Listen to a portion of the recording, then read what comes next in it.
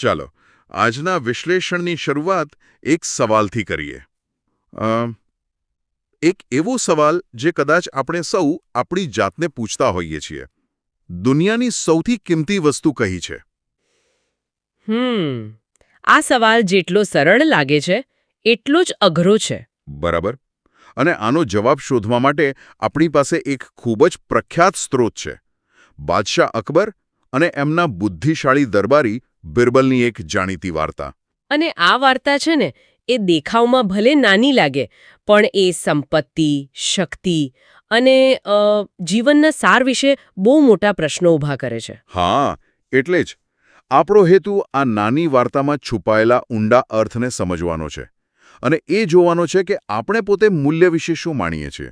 તો ચાલો આ રસપ્રદ વાર્તાની ઊંડાણપૂર્વક ચર્ચા શરૂ કરીએ. બિલકુલ. અને એ જોઈએ કે આ વાર્તા આજના સમયમાં કેટલી પ્રાસંગિક છે.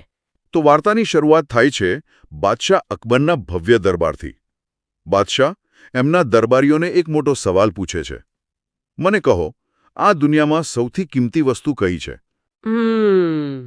અને જેવો આ સવાલ પૂછાયો, દરબારમાં તરત જ જવાબોનો વરસાદ થવા લાગ્યો. એ પણ બતાવે છે કે શાસક ખુશામત કરતા જ્ઞાનને વધુ મહત્વ આપતા હતા.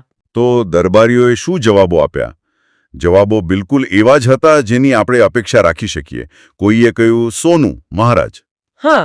કોઈએ કહ્યું હીરા, તો કોઈએ દુર્લભ રત્નોની વાત કરી. મતલબ કે બધી ભૌતિક વસ્તુઓ. હા, બધી જ ભૌતિક સંપત્તિના પ્રતીકો જે આપણે સામાન્ય રીતે કિંમતી માનીએ છીએ. પણ બાદશાહ અકબર આ જવાબોથી બિલકુલ સંતુષ્ટ નહોતા. અને સ્વાભાવિક છે. આ જવાબો છે ને, એ માનવ સ્વભાવને જ પ્રતિબિંબિત કરે છે. આપણે જે વસ્તુઓને સ્પર્શી શકીએ, જે દુર્લભ હોય અને જે સંપત્તિ અને શક્તિનું પ્રદર્શન કરે, એને જ મૂલ્યવાન ગણવાની આપણી વૃત્તિ હોય છે. સાચી વાત છે. સોનું અને હીરા એના શ્રેષ્ઠ ઉદાહરણો છે. બરાબર. અને અહીંથી જ વાત ખરેખર રસપ્રદ બને છે. જ્યારે કોઈના જવાબથી સંતોષ ન મળ્યો, ત્યારે અકબરે બિરબલ તરફ જોયું અને પૂછ્યું, બિરબલ, તું શું વિચારે છે? અને બધાની નજર બિરબલ પર. હા, અને બિરબલે સ્મિત સાથે જવાબ આપ્યો, દુનિયાની સૌથી કિંમતી વસ્તુ સમય છે, મહારાજ. વાહ! આ એકદમ અણધાર્યો પણ એટલો ગહન જવાબ છે. આ જવાબ મૂલ્યવાન હોવાની આખી વ્યાખ્યા જ બદલી નાખે છે. ભૌતિક વસ્તુઓથી હટાવીને એક અમૂર્ત ખ્યાલ પર લઈ જાય છે. સાચું. આ જ જવાબ બિરબલને બીજાઓથી અલગ પાડે છે. ચોક્કસ. અકબર પણ આશ્ચર્યચકિત થઈ ગયા. એમણે પૂછ્યું, સમય શા માટે? અને બિરબલનો જે જવાબ હતો એ જ આખી વાર્તાનો સાર છે. એમણે કહ્યું, કારણ કે જહાંપના એકવાર ક્ષણ પસાર થઈ જાય પછી મહાનમાં મહાન સમ્રાટ પણ તેને પાછી ખરીદી શકતો નથી. શું વાત છે! સોના કે ઝવેરાતનો કોઈ પણ જથ્થો એમણે ઉમેર્યું તેને પાછો લાવી શકતો નથી. આ જવાબની સુંદરતા એની સરળતામાં છે. એમાં બે મુખ્ય મુદ્દાઓ પર ભાર મુકાયો છે. કયા બે મુદ્દા? પહેલો, કે સમયને પાછો મેળવી શકાતો નથી. એ એકમાત્ર એવું સંસાધન છે જે ખર્ચાઈ ગયા પછી બસ ગયું, ફરી ક્યારે પાછું ન મળે. બરાબર. એને રિન્યૂ કરી શકાતો નથી. બિલકુલ. અને બીજું જે મને વધુ મહત્વનું લાગે છે તે એ છે કે આ જવાબ શક્તિ અને સંપત્તિની મર્યાદા બતાવે છે. એટલે કે એક સમ્રાટ જેની પાસે દુનિયાની કોઈ પણ વસ્તુ ખરીદવાની તાકાત છે, તે પણ વીતી ગયેલી એક ક્ષણ ખરીદી શકતો નથી.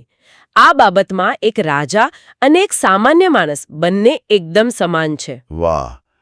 આ તો સમયની સાર્વત્રિક શક્તિ થઈ. બરાબર એ જ. બિરબલની આ વાત સાંભળીને આખો દરબાર એકદમ શાંત થઈ ગયો. ખુદ બાદશાહ અકબરે પણ વિચારપૂર્વક માથું હલાવ્યું. એ મૌન જ બિરબલના જ્ઞાનની સ્વીકૃતિ હતી. હા, અને વાર્તાનો અંત એક સ્પષ્ટ બોધ સાથે થાય છે. સમય એ સૌથી કિંમતી ભેટ છે, તેનો કુશળતાપૂર્વક ઉપયોગ કરો. અને જો આપણે આને મોટા ચિત્ર સાથે જોડીએ ને, તો આ વાર્તા આપણને એ વિચારવા પ્રેરે છે કે આપણે આપણા રોજિંદા જીવનમાં સફળતા અને મૂલ્યને કેવી રીતે માપીએ છીએ. જીવનનો અનુભવ કરવાની તક છે. તો આ બધી ચર્ચાનો અર્થ શું છે? શું એવું કહી શકાય કે આ નાનકડી વાર્તા આપણને યાદ અપાવે છે કે જે વસ્તુઓ ખરેખર કિંમતી છે તે કદાચ ખરીદી જ શકાતી નથી? હા, ચોક્કસ. તે ભૌતિક સંપત્તિ અને સમયના અતુલ્ય મૂલ્ય વચ્ચેનો તફાવત બહુ સુંદર રીતે સમજાવે છે. સાચી વાત છે. અને આ ચર્ચા એક અંતિમ વિચારવા જેવો પ્રશ્ન મૂકી જાય છે. કયો પ્રશ્ન? વાર્તા કહે છે કે સમયનો કુશળતાપૂર્વક ઉપયોગ કરવો જોઈએ. હા.